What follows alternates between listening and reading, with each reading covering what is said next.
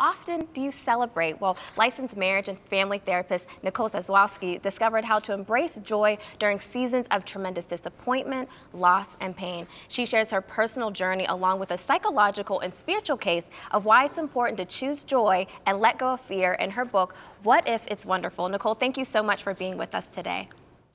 Oh, thanks for having me. It's so fun to be with you. Yeah, well, it is a joy for you to be with us today. And Nicole, just tell us about how this book was birthed in your spirit, because it came out of, and it was, birthed out of a really hard time during your life. Yes, it came out of a season that would largely be characterized by change and loss. And when you go through a loss, whether it's a loss of a loved one or a betrayal or just a season that turned out differently than you hoped it would or thought it would, there's the loss, there's what happened, and then there's the cost. And the cost is the impact to your sense of identity or your sense of safety. And what took me a really long time to realize was that part of the cost of my story, of my hard season, was that my joy was accompanied by a lot of fear. It felt easier and safer not to embrace joy than to hold something that might break. And most people don't realize that joy is the most vulnerable feeling we feel. And so I started talking with clients and people in my community and realized that even though their stories were really different than mine, that this is something we all struggle with. And Nicole, just take us a little deeper into your story with you and your husband, Jimmy, and just the losses that you experienced just over and over again that was just so painful. Yeah, the season kicked off with an unexpected move across the country that was really painful for me, and actually revealed a lot of securities that were in the wrong place in my heart. But the bulk of the loss was we discovered a medical diagnosis that causes me to miscarry about 60 to 70% of the time when I do become pregnant. And so what that meant for our story, at least so far, was 5 miscarriages in about so many years. And so just the chronic impact of that loss was so painful, and our joy had to be found elsewhere, not in our circumstances. Just Nicole, so many women and couples can relate to what you and Jimmy walk through. Can you just talk to us a little bit about that season and that the struggle of just there's times you were so you got pregnant, but then you're like, I don't know, like what's going to happen moving forward.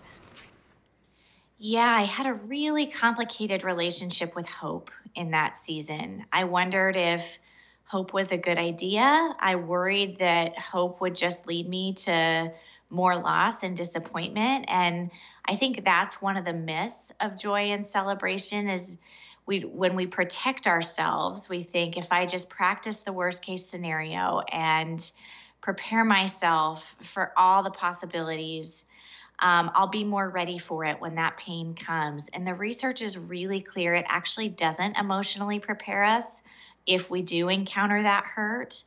What it does is protect us from a lot of delight. Even if that delight doesn't look like an outcome we're hoping for, but just connection with our loved ones or eyes to see the provision, even if it doesn't match even if it doesn't match the vision that we had in our mind.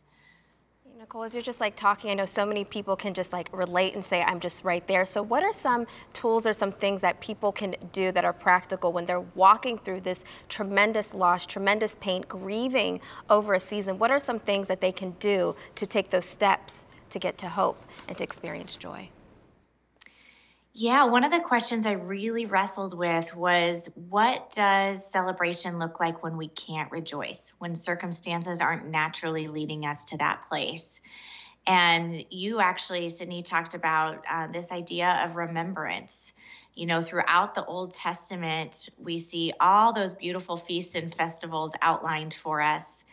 And what struck me about each of them, while they celebrated different things, that they were celebrated in rhythm. They were celebrated because it was time to do so. It was an anchor that helped them remember God's faithfulness in their story, not necessarily because the Israelites were in the mood to celebrate or had time to do so, but because it was a rhythm of remembering God. I think a practical tool that I have found so helpful, I practice this multiple times a day, and it's available to you regardless of your circumstances, is a practice called savoring.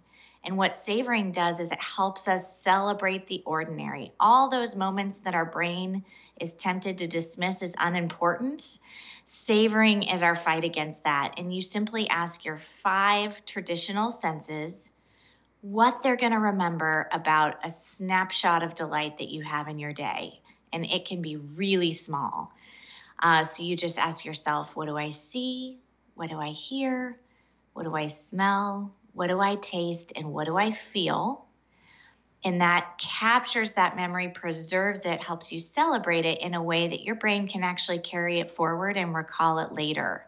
It's also a great anxiety technique because it keeps you so present, whereas fear wants to pull us into the future or the past. Nicole, can you just share some examples in your own life that you had those moments where you were just capturing those and just remembering those things that God did for you?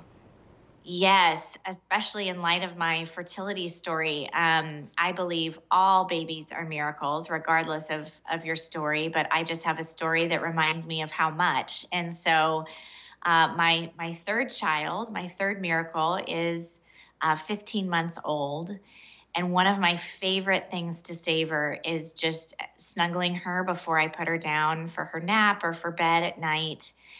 And just seeing the little, she doesn't have much hair, bless her heart. She's 15 months old, but just seeing that little peach fuzz on the top of her head and the way that the light is so low in the room, and smelling that sweet baby smell we can't seem to bottle, and hearing her little snuggle snorts and feeling the weight of her on my chest, and even the taste of stale coffee in my mouth, which isn't super pleasant, but just helps my whole body preserve that memory and celebrate what my brain would be tempted to say is not important. Our brains are really efficient, and unfortunately, what they tend to think is important is painful information. So we have to practice in order to create new neural pathways to celebrate. Nicole, I'd like to ask you about celebration being central to God's character. And in fact, I'd like to read something from the book. I'm afraid we are missing the image of God with his arms around us at the beach bonfire, slapping his knee in laughter when we say something humorous. I love that picture of God. Could you just unpack what that means for us? Yes, one of the reasons that I was hesitant to step into celebration in my own life was that season of pain, which lasted about a decade for us. One of the sweet things that emerged from that season was I had a totally different relationship with God. A new intimacy was built between us in the context of my pain. And I was really nervous and fearful that that would go away if I embraced celebration and joy and stepped into the light of my joy. And I was sad that as a Christian who grew up in the church my whole life, that I didn't have a great picture of what it looked like to engage with God deeply in our joy. And so hopefully when readers finish the book, they'll feel differently. But I loved this image of Jesus connecting with us closely in our joy. The Bible is bookended with celebration, and Jesus's life is bookended with celebration, and it is absolutely a part of who he is. Nicole, I love to celebrate. I love to celebrate everything. So is there a way that that crosses over into ecstasy or fantasy where you're sort of checking out of reality? How can we balance those two? I love that you are such a natural celebrator. And this is a question I get often because I think celebration is often misbranded as, something that numbs us or helps us check out of our pain. And really the more helpful thing is not so much to look at the behavior itself. With a few obvious exceptions, we may not know whether we're engaging in escape or celebrating based on the behavior itself. What we do need to ask ourselves is, what are we looking for? Celebration is an action that helps us connect with our emotional experience, other people, and with God. It's connecting, it's moving toward.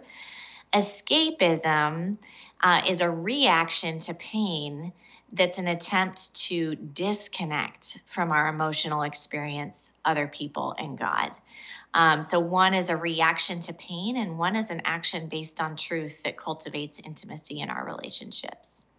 Nicole, I just love how much you're just giving us these tools to just really understand what it takes to cultivate joy. And one thing I like that you had in your book, because you said you ask your clients this through your therapy sessions, it says, where are you in the room and where is Jesus? Can you talk to us a little bit about that and how that ties into the celebration of joy and just knowing where is Jesus in that place in our stories and in our rooms? Yes, it's one of my favorite questions because it diagnoses so quickly how we're feeling and how we are feeling in the context of our relationship with God and what we imagine Him doing, and even His body position and His facial expression. There's all sorts of ways you can unpack that question. But if you simply ask yourself, if I picture God walking into the room, where am I and what do I look like, and where is He and what does He look like? That will really diagnose for you how you're feeling in the context of that relationship. But it was so helpful for me in the context of my joy to realize He's not distant in our celebration. I think sometimes we picture God being really close and walking us over, ground that's uneven, and Him feeling His presence really closely, and then saying when we get to those joyful circumstances, okay, have fun, you let me know when you need me again. And I just love this picture of continuing to have Him be deeply engaged and close in the light of our joy. Nicole, just as you were speaking, I just really feel that somebody's watching right now and is just locked in and tuned in. Can you just take a moment to speak to their heart, because they are really trying to celebrate in these joyful seasons, but they're probably wondering, where is Jesus in the midst of it? Can you just take a minute and just speak to that heart of that person who's really struggling with this, that is going through unsurmountable pain and discouragement? Can you just talk to them? Yeah, I think of Elizabeth and Zechariah, who both received news that they were going to bear a son, which we know is John the Baptist. And I want to have a heart like Elizabeth that just receives that good news with an expectant heart and believes God's promises. I think often I really resonate with Zechariah, where it can be hard to trust that promise. It can be hard to celebrate when we've known so much pain.